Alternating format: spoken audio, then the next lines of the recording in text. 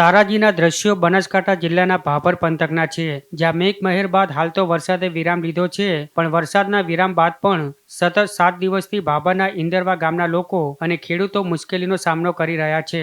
વરસાદે વિરામ લીધાને 7 દિવસ થવા છતાં ખેતરોમાં પાણી ભરાયેલા હોવાથી ખેતરોમાં ખેડૂતો જઈ શકતા નથી, તો ઘરોમાં પાણી ભરાઈ ગયા હોવાથી પશુપાલકો પોતાના પશુઓને રોડ પર લાવીને રહેવા મજબૂર બન્યા છે. તો ખેતરોમાં વસવાટ કરી ખેતમજૂરી કરી પેટીયું રડતા ભાગ્યના ભાગ્ય પર પાણી ફરી વળતા ખેતી પાક સહિત મજૂરી એળે જતા ચિંતાતુર બન્યો છે.